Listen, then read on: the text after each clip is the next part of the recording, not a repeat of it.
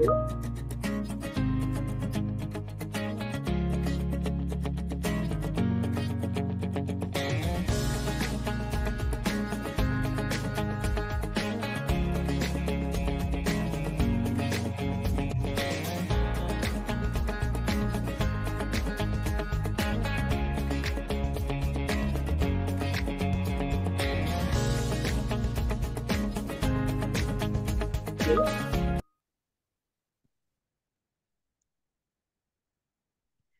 morning, good afternoon, and good evening to everyone joining from around the world.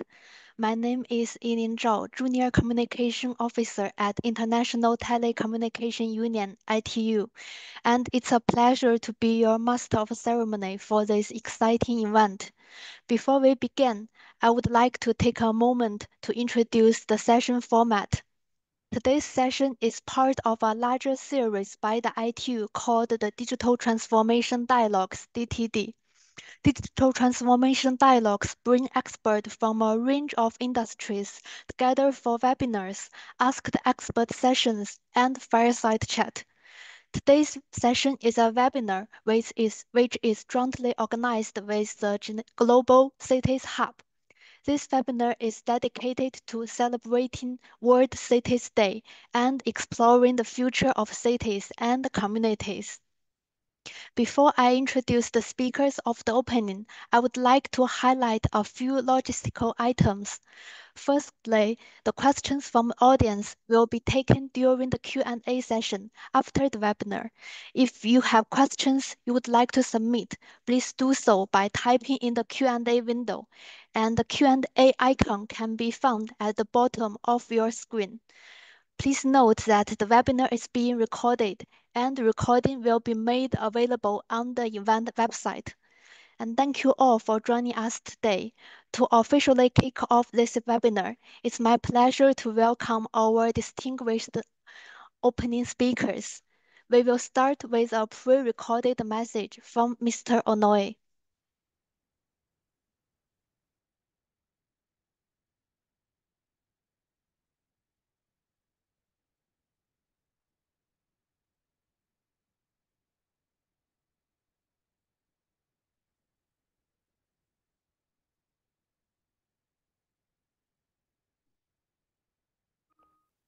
Hello everyone, and a very warm welcome to you all.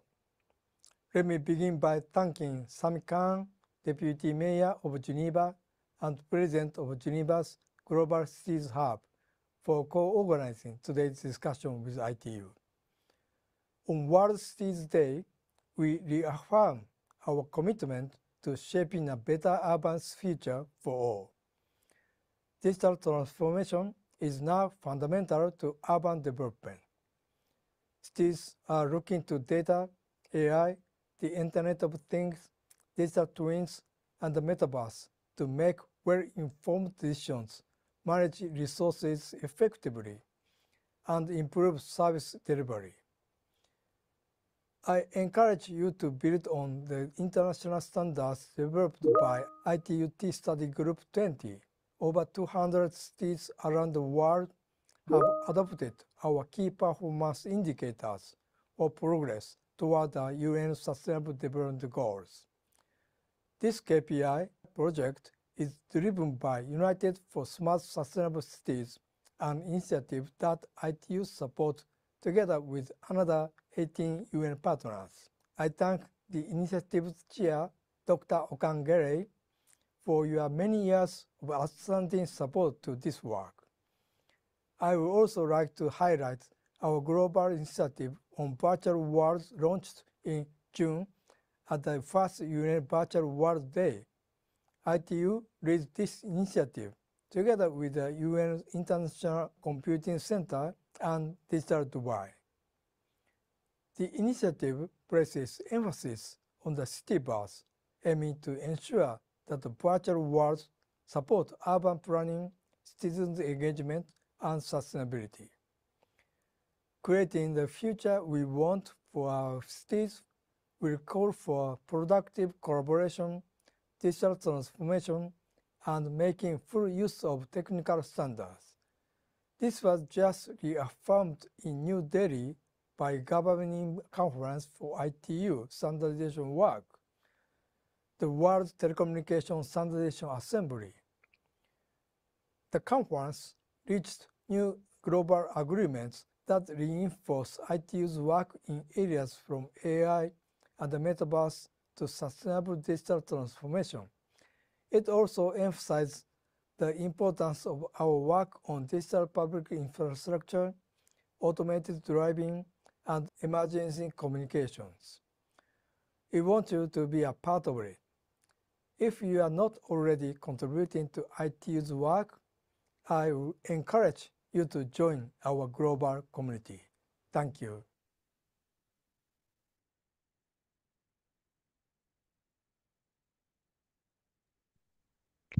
Thank you, Onoi-san, for your inspiring opening remarks.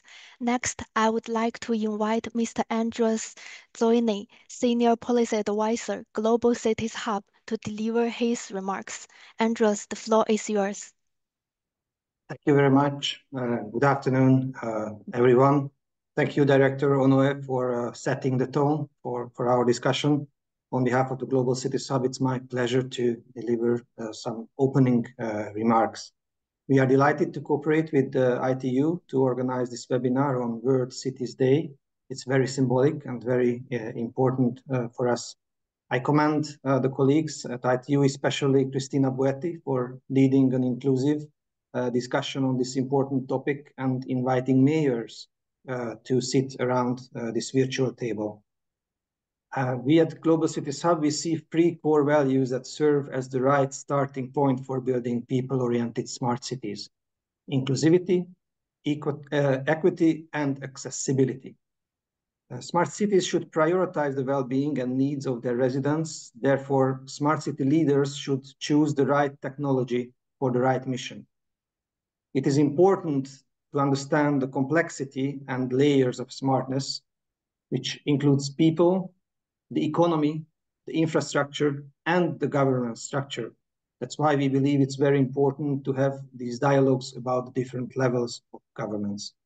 Let me also emphasize that the human rights approach and the ethical use of technology, especially AI, is crucial for smart city development. The Global Cities Hub is convinced of the need to provide a dedicated space to local and regional governments in general, and smart city leaders in particular, to give rise to a more inclusive multilateralism and better access to digitalization for everyone, everywhere. We have organized several exchanges in the past with UN Habitat, with OHCHR, and most importantly, with ITU, such as the Smart City Leaders Talk earlier this year at the VCIS process. I am convinced that together we can make a real difference. International organizations should take their fair share identifying and promoting best practices. And when they are creating formal rules and regulations, they need to consult local and regional governments on policy. I am convinced that this discussion today will contribute to that approach.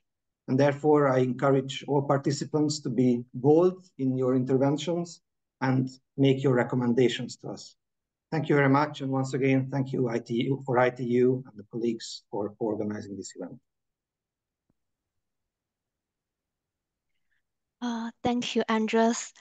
We have a fantastic lineup of panelists for this webinar. So without further delay, it's my pleasure to introduce our moderator, Andres, again for this session. Andres, you have the floor, please. Thank you very much. I'm really happy to moderate this great line of panelists. Today's discussion will explore this concept of people-centered smart cities. We'll be discussing how technology and urban development are converging to create a more inclusive, sustainable, and accessible urban environment. And the variety of speakers we will have, I think, will contribute to this discussion.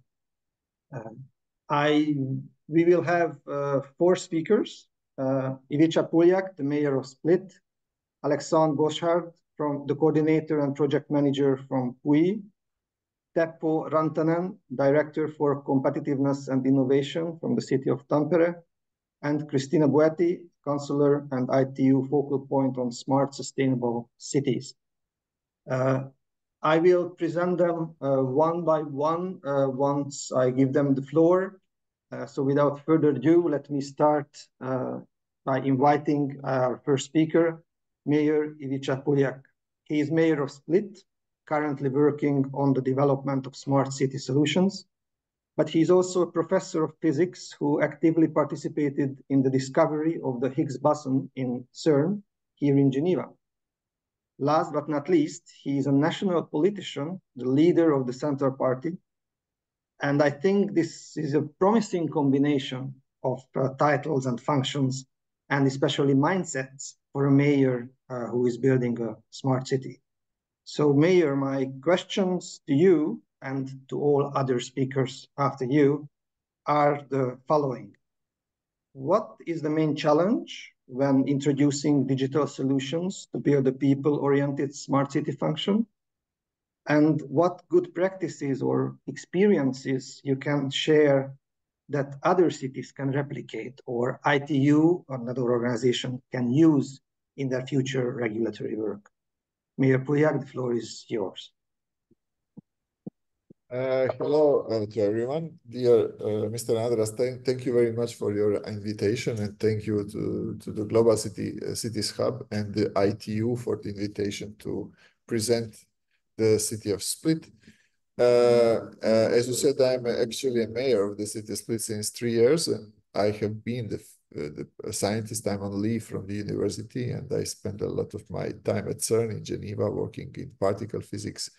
And this is, I would say, this was a good experience, and it helped me a lot to, when I lead a city, I actually always take care that that whatever I do is based on data, and every decision that I make is actually something like a scientific decision, which is always based on data and the predictions for the future.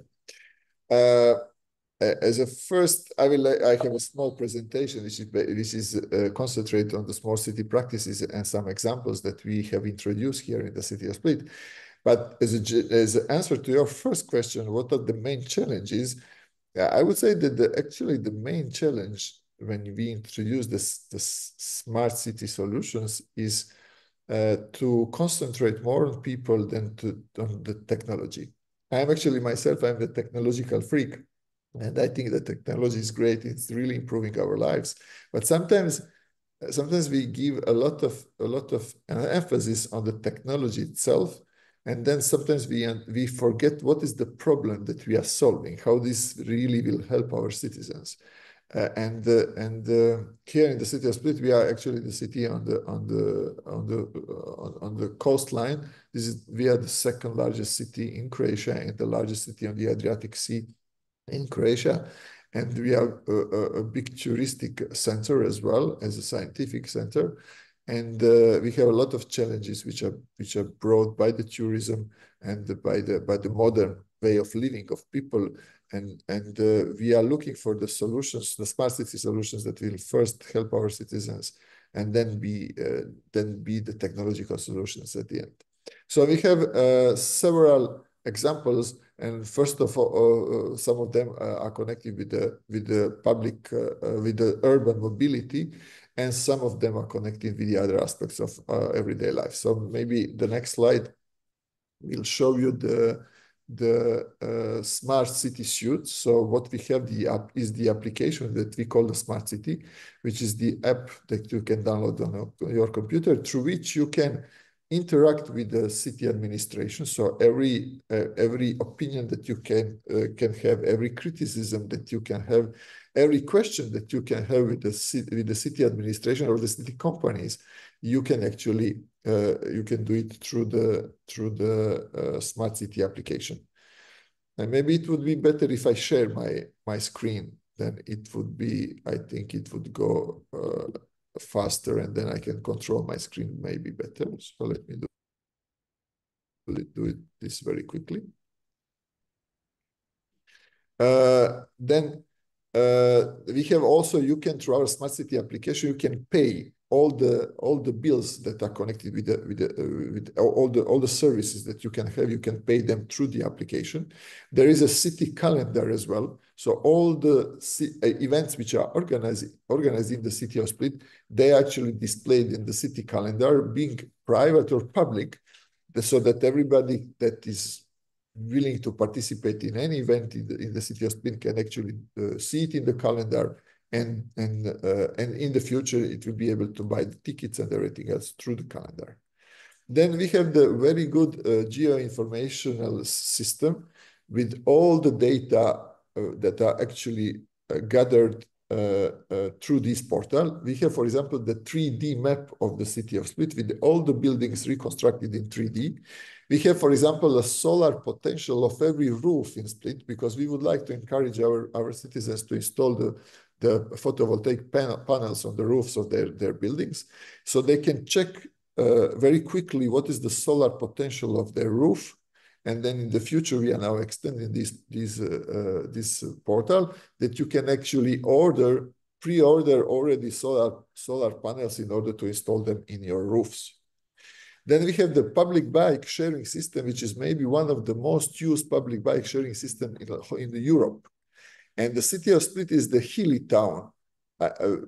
Few years ago, nobody believed that we will use this bike sharing system. Now everybody is using it, because we have a lot of beaches and the places that you can really nicely use this bike system. We have achieved 1 million rentals already in the January of this year.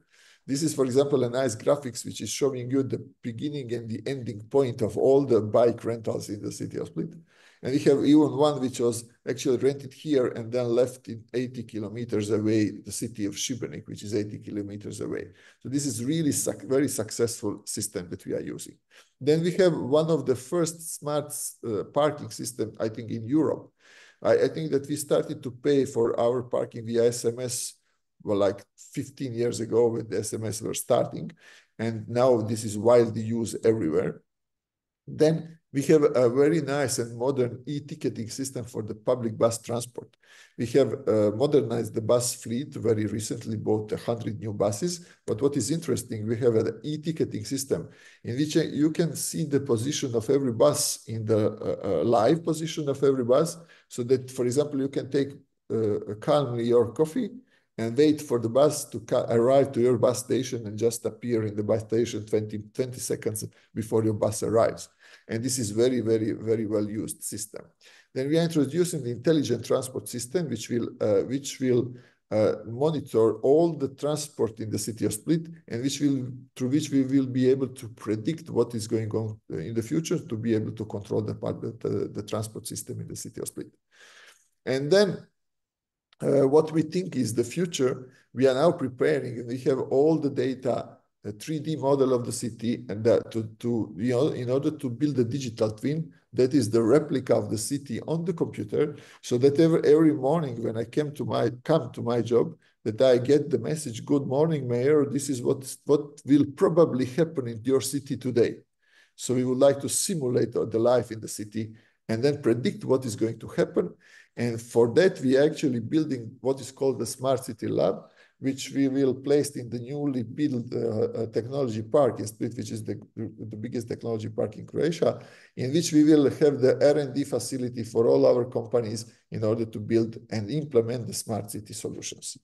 And at the end, let me actually invite you to come to the city of Split. This is a newly built nice building which is overseeing the whole region in Split and around. And I invite you all to come to Split and visit us and to see how actually well we implemented some of these solutions. Thank you. And now I'm open later on in the Q&A to answer your questions if you have any. Thank you.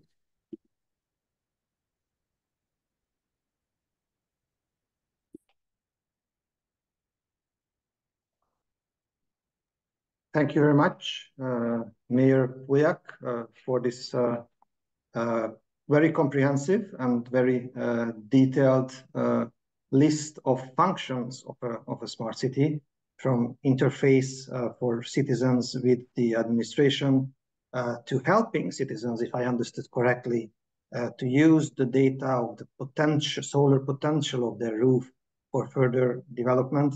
And I especially vision what you mentioned, to arrive to my office and having a cyber voice saying, "Good morning, Mr. András.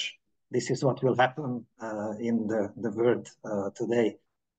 It might be a very exciting experience. I'm sure there will be several questions on that later on. Let me come to our next speaker, Alexandre Bossard, who is member of the board of the Department for Industrial Services and Technical Office of the City of Puy. He has completed such projects like the creation of the Swiss Association Taxi for the development of open source software for public infrastructure management, or the project management competence center to assist politicians in implementing the legislative program.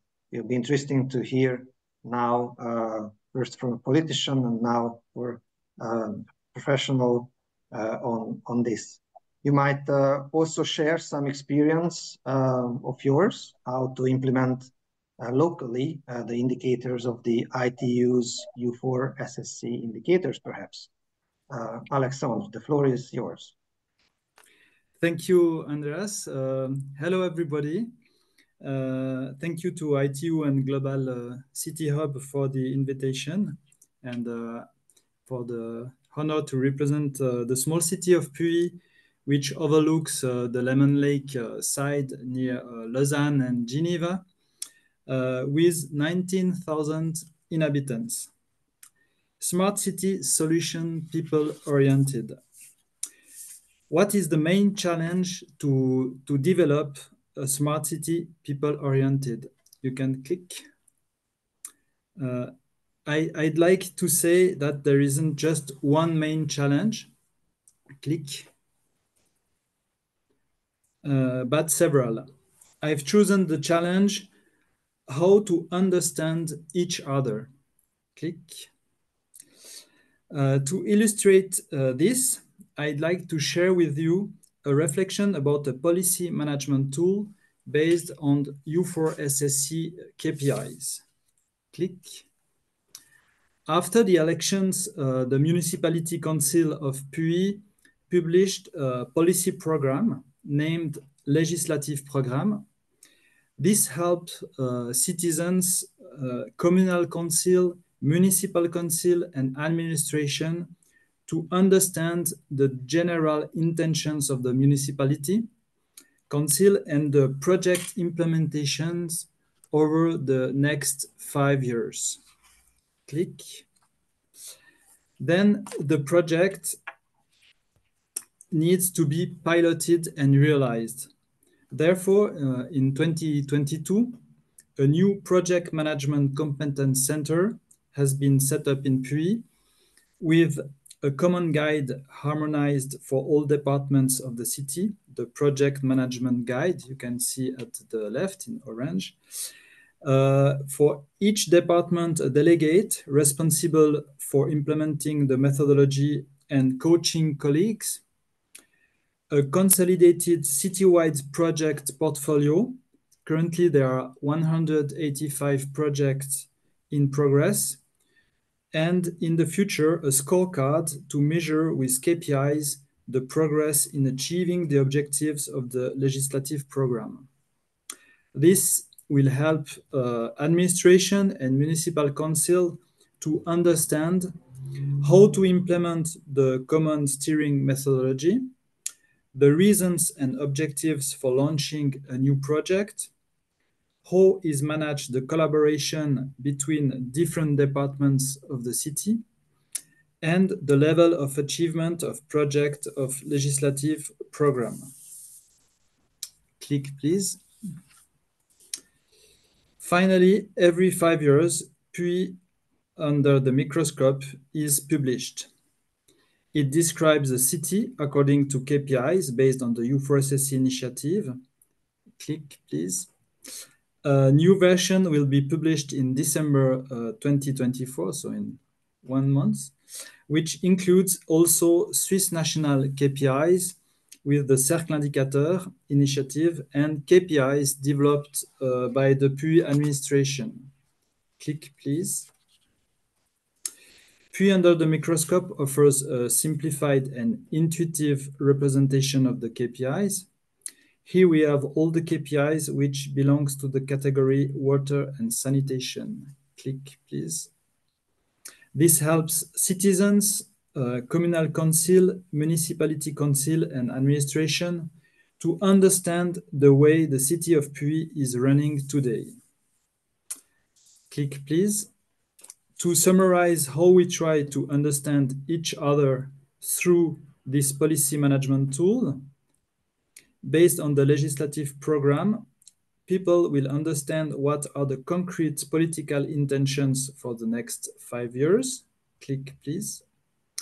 The Project Management Competence Center will help project manager to understand each other, in particular projects involving the collaboration of several departments, and for the municipality, a clear vision of the progress of the legislative program. Click, please. Every 5 years, the state of the city of Puy is measured towards KPIs, and Puy Under the Microscope is published, which will help people to understand where are the strengths and the challenge, and this will contribute then to define the next legislative program and so on. So I hope I've managed to highlight the experience of a small city focused on a people-oriented approach to understand each other while piloting the evolution of the city. Click, please. And I look forward to sharing with you innovative ideas and perhaps co-create people-oriented projects together in the future. Thank you.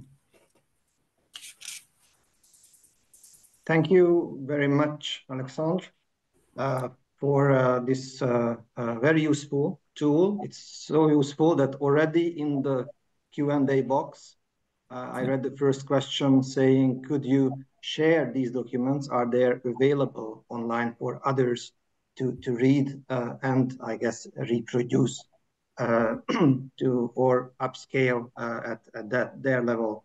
Already with 185 projects in progress, I'm sure it's a challenge, but it will be very useful for cities and city leaders of all type and all size, I'm pretty sure. We will come back with questions later on. Let me turn to Teppo Rantanen, who is the Director for Competitiveness and Innovation at the City of Tampere, responsible for several citywide development programs with a particular focus on smart city themes, such as the Data-Driven City for Citizens initiative. As I know, Teppo, you are also a passionate metaverse visionary who keeps on dreaming big things, hoping them to be true one day. So I'm hopeful that you will also make some hints to that as well. We are eager to hear about your vision for a smart city or for a broader approach. The floor is yours. Thank you, Anders. Good morning, good afternoon, good evening, everyone. So I'm happy to talk a little bit about what we have been doing. So Tampere is the second largest city region in Finland, about 420,000 inhabitants. And we have been pioneering a lot of smart city initiatives for the last 10 years or so, geared now towards looking at how the metaverse could be one of the leading themes for our city and city region, but also working very closely with other cities around the world in Europe and in US and Asia. And I think that one of the big challenges that we have is how can you actually make this whole thing come together? So how can you make the different parts of our ecosystem, including the companies, the universities, the public sector, and also citizens come together to develop these new initiatives. In our first round of smart city development, we had more than 400 companies working together with us to come up with more than 200 solutions for our citizens, and always try to keep in touch with our citizens to understand what are the needs, how we can help them in their everyday lives, because that is what we are here for.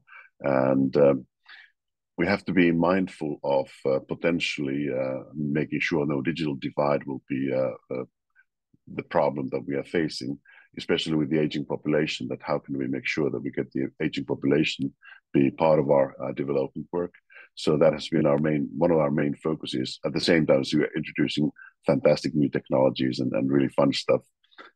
In our metaverse vision, we are looking for things like the digital twins, the XR realities, looking at connectivity and looking at new ways of using data and AI. And of course, there we face a lot of governance issues and issues to how to protect people so that there will be no misuse for those kind of assets.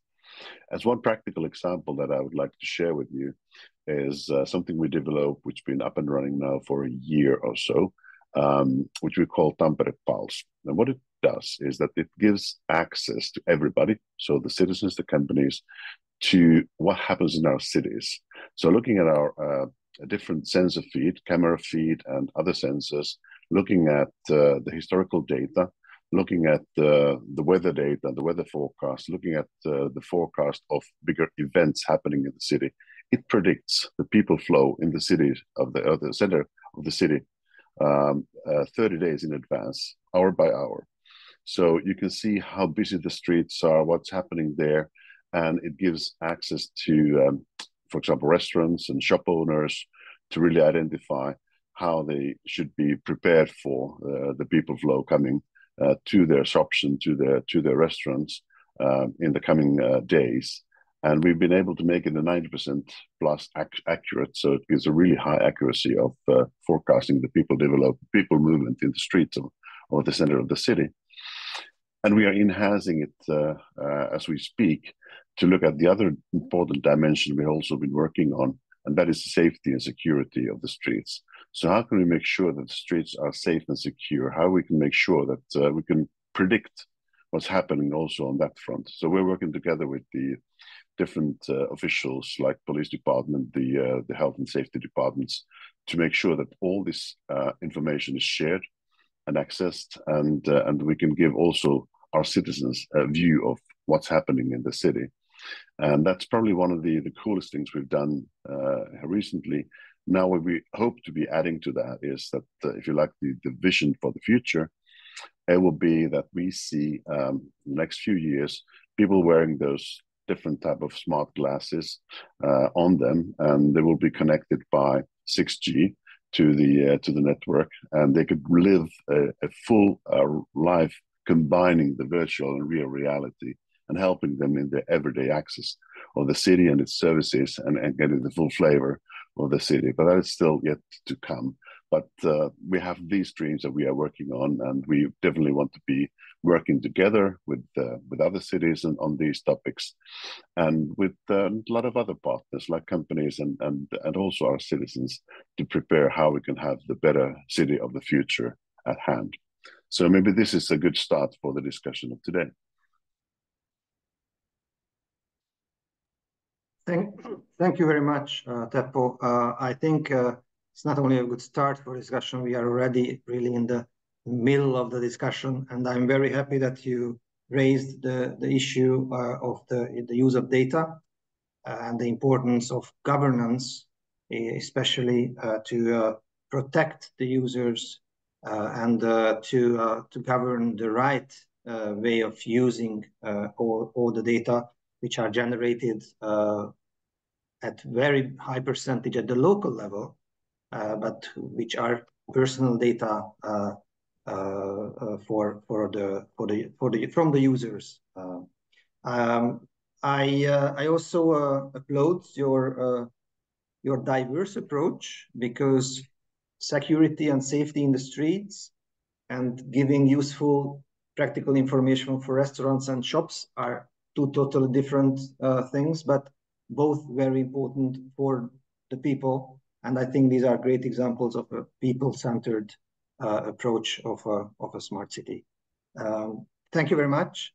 I jump to our next speaker, Cristina Buetti. I don't really think I need to present her in this circle, but still, She is the ITU focal point on smart sustainable cities. She is counselor of ITU study group on Internet of Things and smart cities and communities. She's counselor of the focus group on the metaverse. But most importantly, perhaps, as I mentioned earlier, she is the engine behind today's webinar. So thank you very much, Christina, to sharing your knowledge and views with us. My question is similar, but still a little bit different from the other speakers, obviously.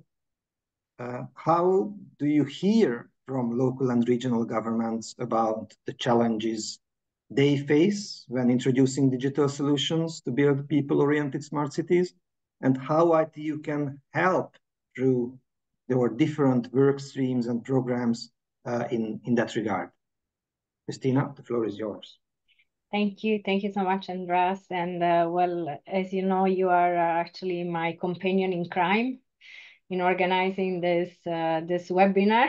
And well, I think that one of the main challenges when introducing especially digital solutions for cities, having in mind actually that their first priority is really actually to serve their inhabitants, to improve actually their quality of life. It builds really a lot on what you just said at the very beginning. You know, some of the key aspects have to deal with inclusivity and accessibility. So how can we ensure that digital solutions are accessible and beneficial to all inhabitants, including vulnerable groups? And this is really complex. This is not an easy task. How we can make sure that we don't create or widen social divides. Privacy and data security. We know that in the European context, obviously, there is a regulatory framework in place. The same does not happen in many other cities worldwide. So smart city solution often rely on a vast amount of data, and that raises a lot of concerns from citizens, from inhabitants. You know, who is collecting my data? Where are they stored?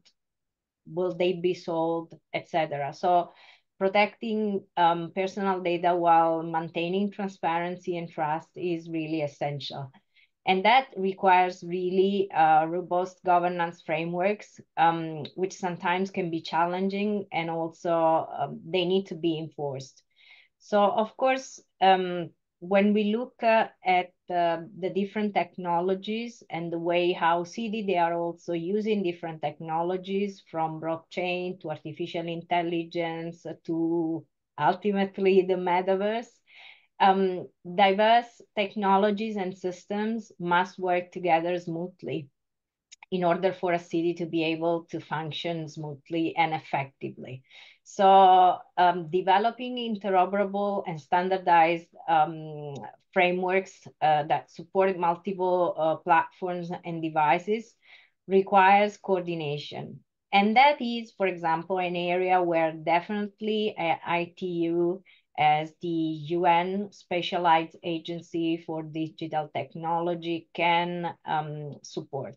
You know, we are working to develop international standards thanks to the various experts that participate in the work of ITU, including cities.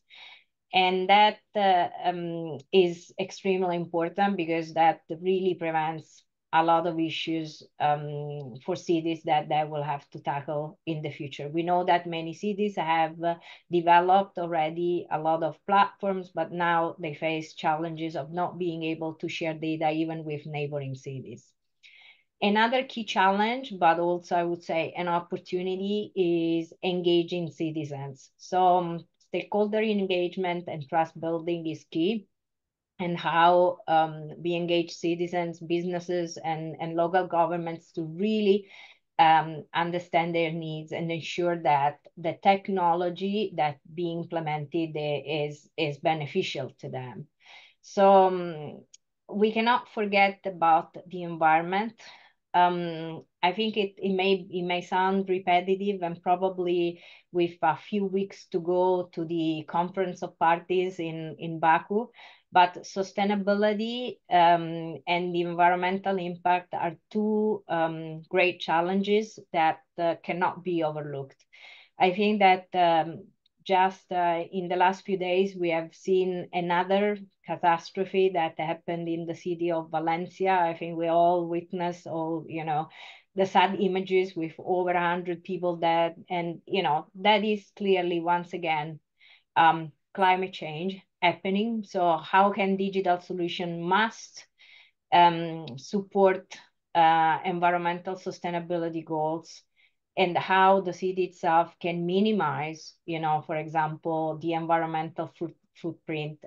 It's very important. I think we saw the great initiative that were presented by the mayor of Split with the use of intelligent transport systems. These are, I think, already fantastic examples that helps to reduce the environmental footprint of a city, but also they require an investment, they require a policy decision, and clearly a priority in the list or in the wish list of every mayor. Um, in addition, another challenges concerns, for example, policy and regulatory alignment. Sometimes, smart city solutions, they have to comply with local, national, or even international regulations. And that is, the case, for example, for data sharing and privacy, and navigating this complex, let's say, regulatory landscape cannot be easy for cities. So ITU has been working a lot to provide technical and policy assistance to cities.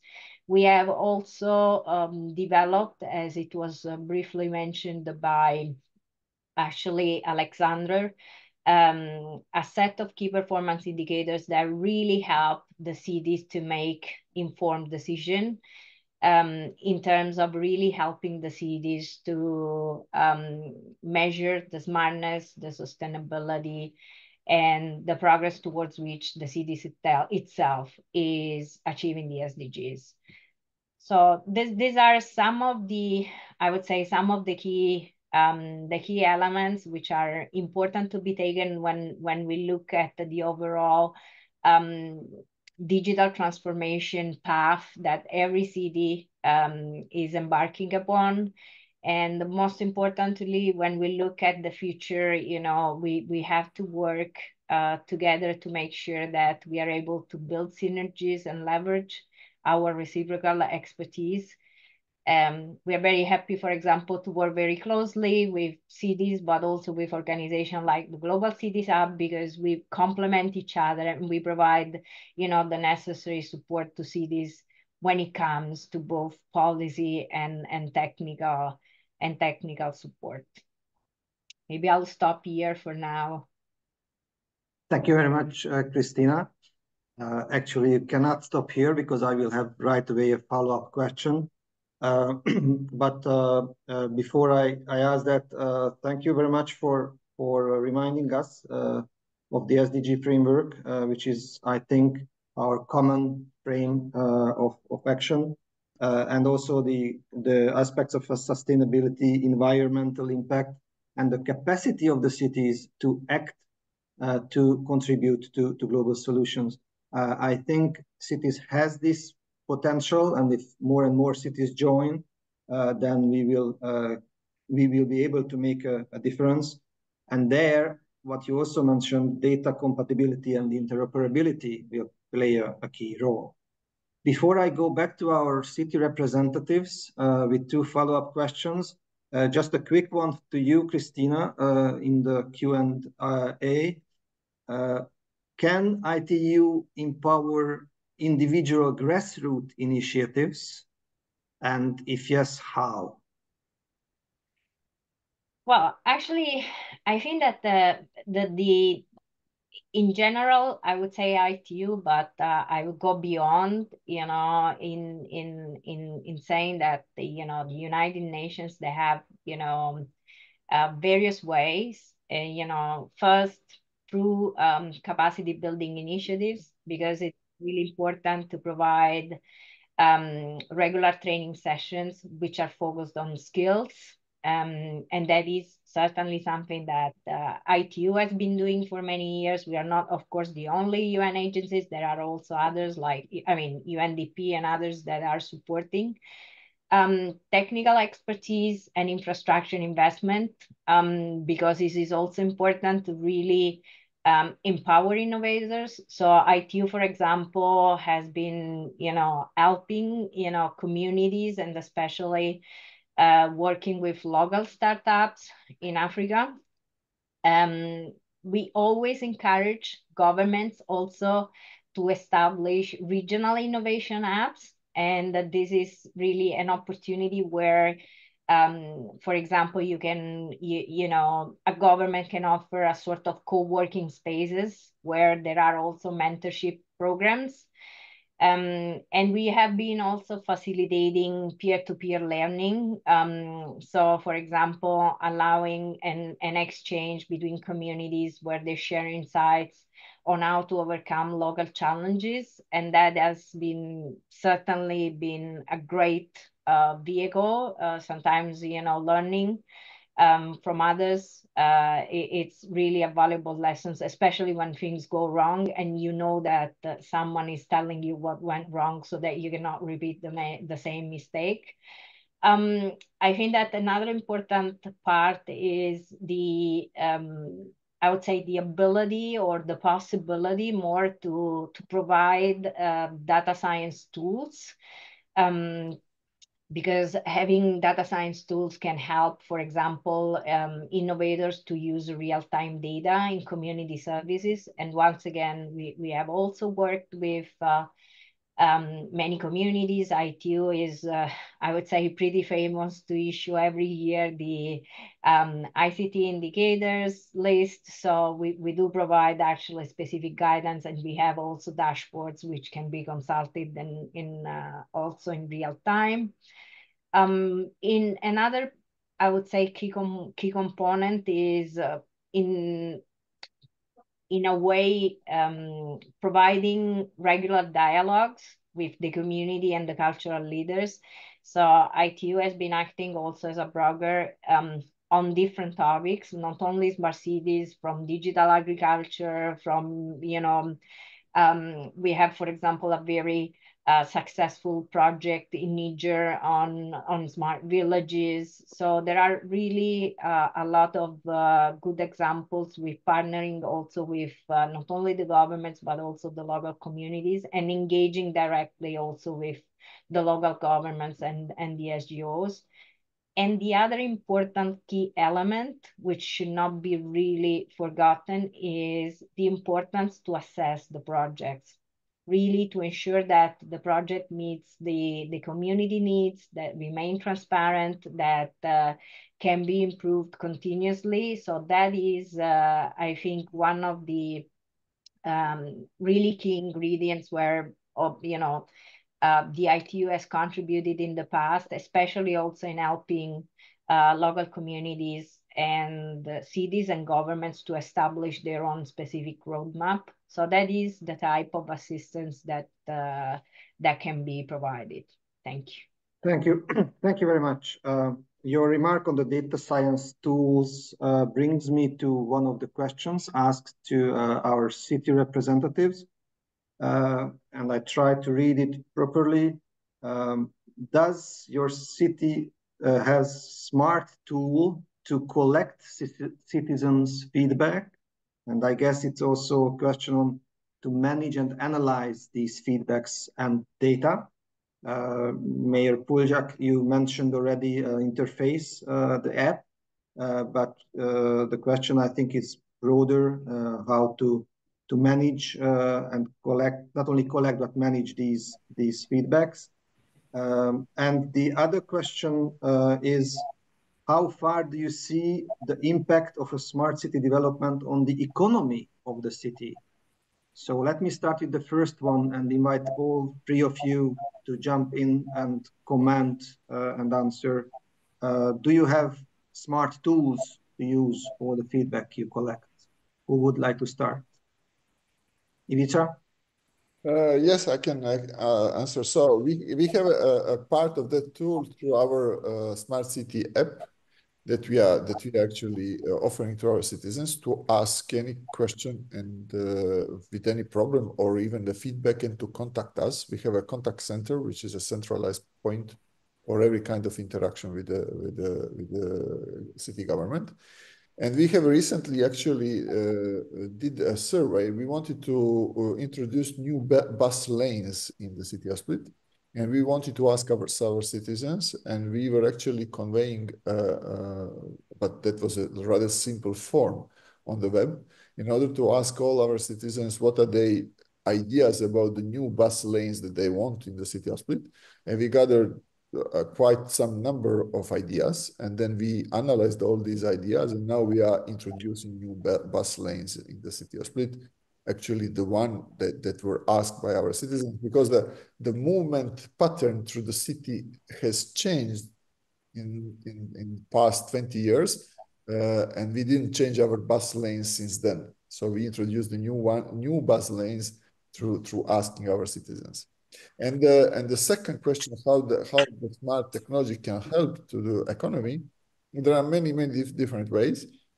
But some of them is, for example, we have our local company, which is inventing, which is innovation company, working in the waste management system. They were inventing certain smart solutions for the waste management.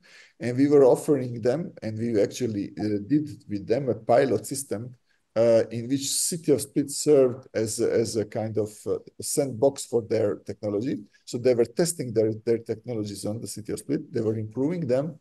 And then later on, they can actually offer these technologies to the other cities in Europe and in the world. So we were actually serving as a testing ground. That's one of the example of the smart technologies that can improve the economy of the local economy.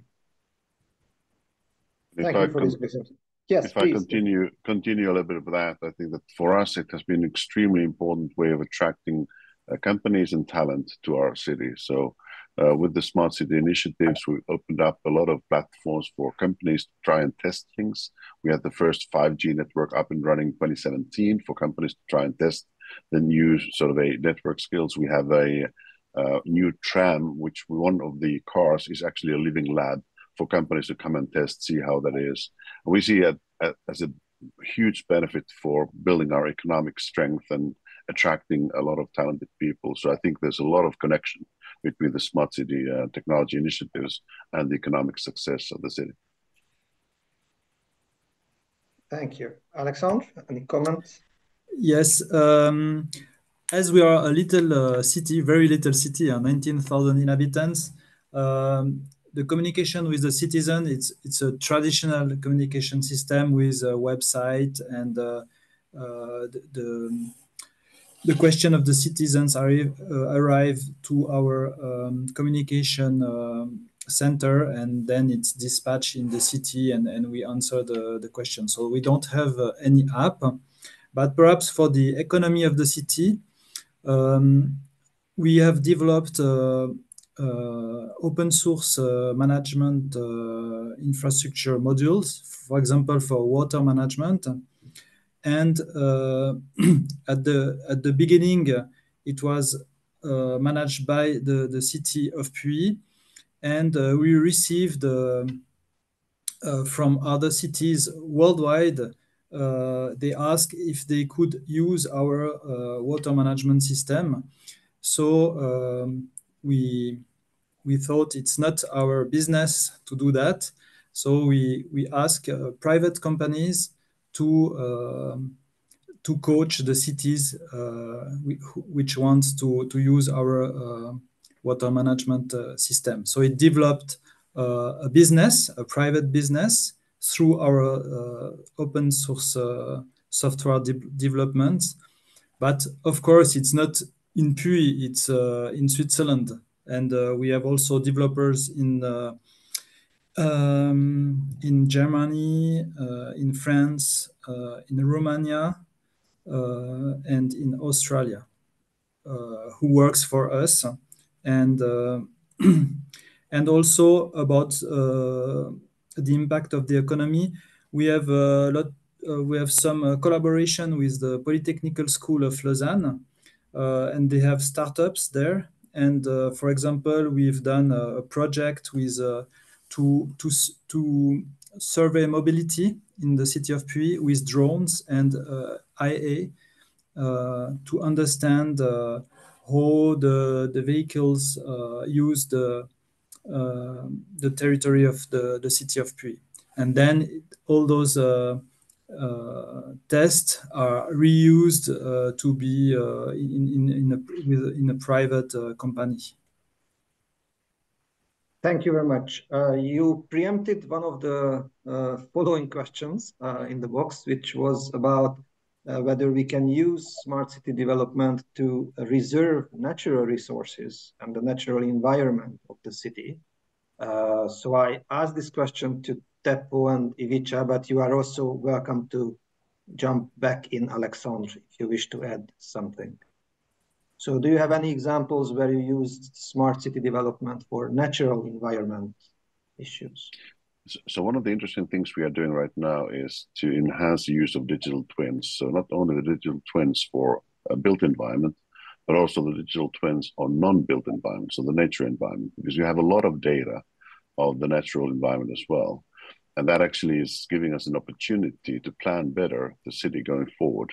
And when we can plan according to what is there existing in the nature, how we can preserve the biodiversity of our city, and at the same time continue building new areas and new parts of the city. So I think there's a lot of potential to use a smart city as a tool for enhancing biodiversity and enhancing the protection of the nature.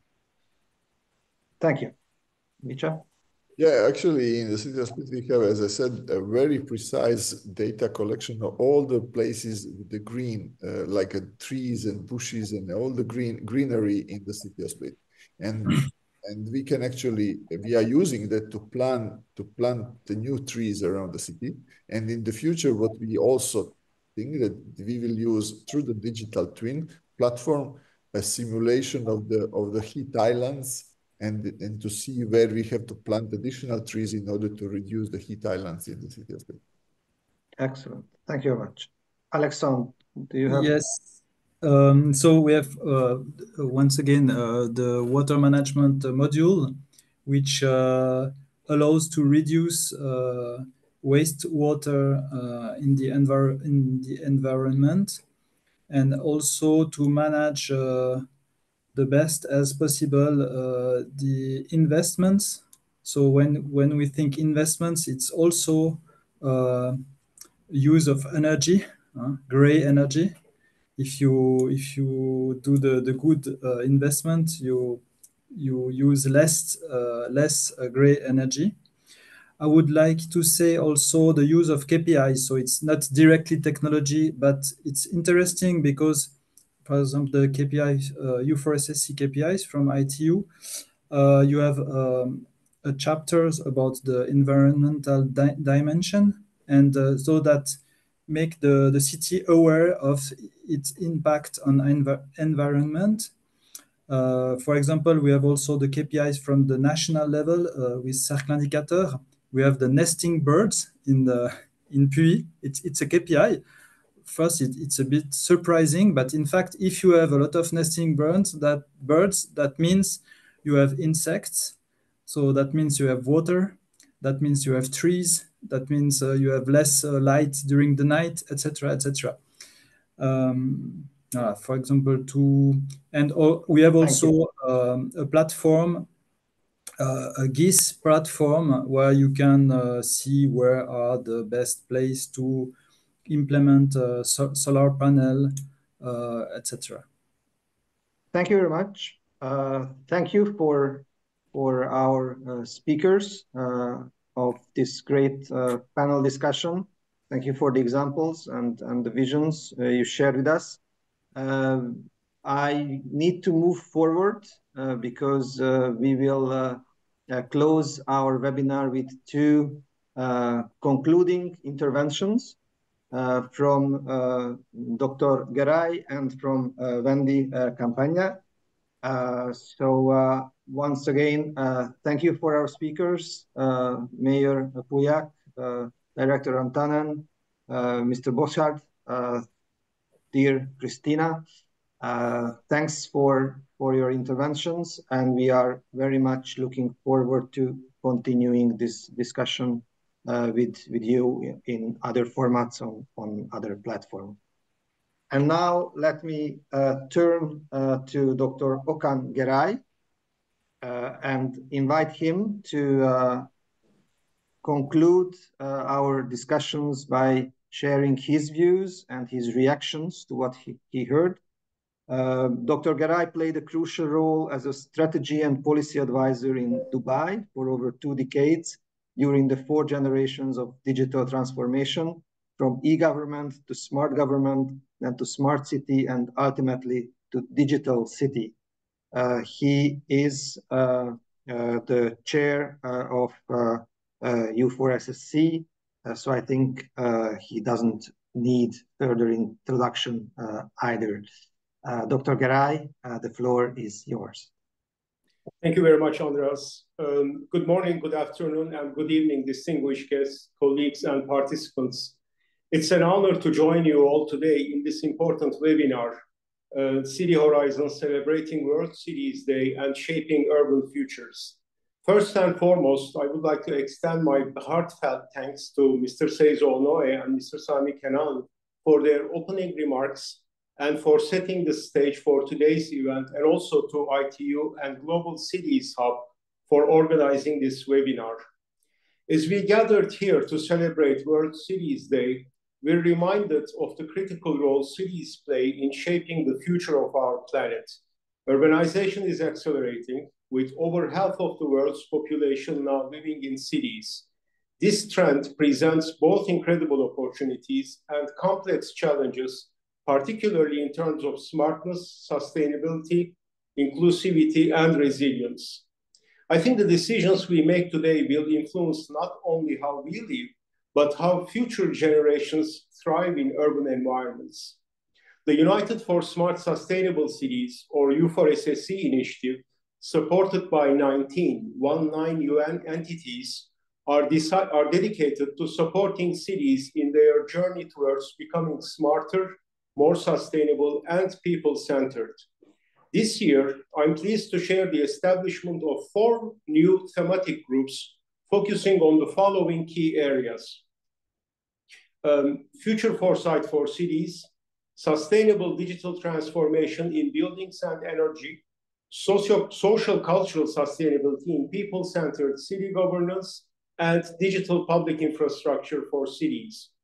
These thematic groups are open to participation from all stakeholders, and I encourage everyone here in this webinar to join and contribute to shaping the future of cities and communities. Together, we can foster innovative solutions that address the challenges cities face today. In addition, U4SSC launched 3 significant publications this year: Guiding Principles for Artificial Intelligence in Cities, Policy Benchmarks for the Digital Transformation of People-Centered Cities, and Data and API Requirements for Centralized Smart City Platforms. These 3 resources offer practical guidance for city leaders and policymakers worldwide.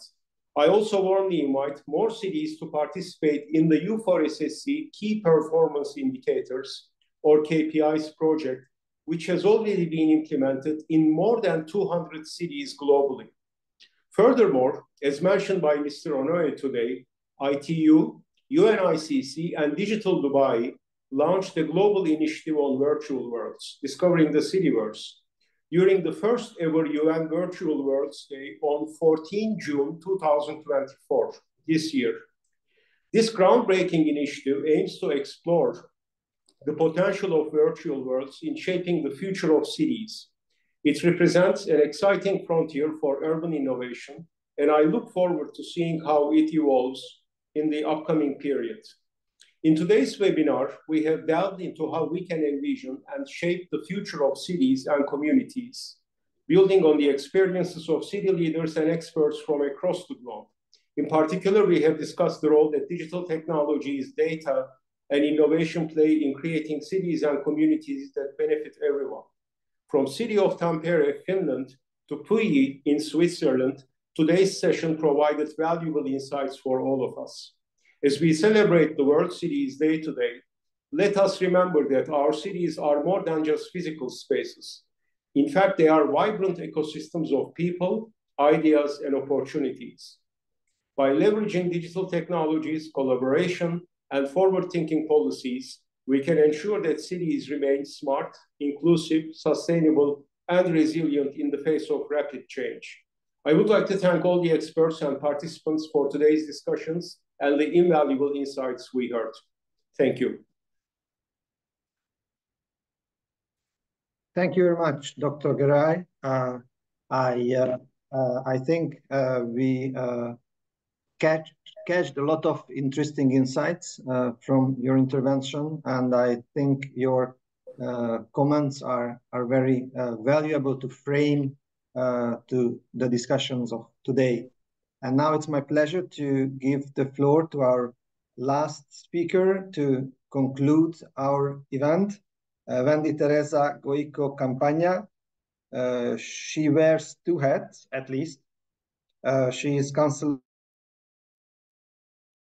mission of the Dominican Republic to the United Nations in Geneva, and she also assumes the position of Vice Chair of the UN U4SSC initiative. So we are really happy that you represent also the national level in our discussion, and we are eager to hear from you your concluding remarks. The floor is yours. Thank you, Andros, for your kind introduction. Ladies and gentlemen, esteemed colleagues and honored guests, as we come to the conclusion of our webinar, City Horizon Celebrating World Cities Day and Shaping Urban Landscape Future, I want to take a moment to reflect on the insightful and enlightening discussions, as well as the shared vision for our urban landscapes. Today, we explore the challenges and opportunities that cities face as we strive for sustainable development and inclusive growth. Guided by esteemed experts, our speakers have provided us with valuable perspective on how innovative approaches can transform urban spaces into thriving environments. Furthermore, they illuminated the importance of prioritizing the well-being and needs of residents in our urban landscapes. From sustainable infrastructure to community engagement, we have seen that the future of our cities and communities depends on our collective efforts and commitment. People-centered smart cities are not just a concept. They are a necessity for enhancing the overall urban experience. By integrating technology into the fabric of our communities, these cities create inclusive, sustainable, and accessible environments that cater to the diverse needs of our inhabitants. As we celebrate World Cities Day, let us remember the importance of collaboration and partnership. Our cities are not just places where we live and work. They are a vibrant ecosystem that require our attention and care. Together, we can shape urban futures that are resilient, equitable, accessible, and sustainable. I would like to express my heartfelt gratitude to the TSB-ITU for organizing this exceptional webinar. Special thanks to Christina Betty for for her tireless work in achieving smart cities and communities, to our outstanding speakers and their excellent contributions, and to the wonderful audience we have had today. Your contributions are invaluable, and your dedication to shaping the future of our cities is truly remarkable. Finally, I encourage each of you to take the knowledge gained today and apply it into your communities. Let us continue the conversations sparked during this event and work hand in hand to implement the ideas we have discussed. Thank you for your participation, your enthusiasm, and your dedication to building better cities. Together, we can create a brighter future for urban living. I look forward to seeing you all at our next gathering. Thank you. Thank you very much, Wendy, for these inspiring closing remarks. Before I say goodbye, let me invite all of you to switch on your camera, because I would like, from my side as well, thank all our speakers all our panelists and our co-organizers, because in the chat, I haven't seen so many thank yous and insightful remarks for such a long time. So once again, thank you very much, all of you, for participating.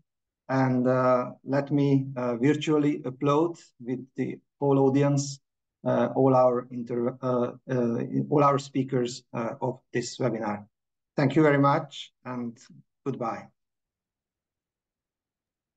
Thank you so much, Andras, for the excellent moderation. Thank you. Thank you very much, Andras. Thank you. Bye-bye. Bye-bye. Thank you. Thank you very much. Bye-bye.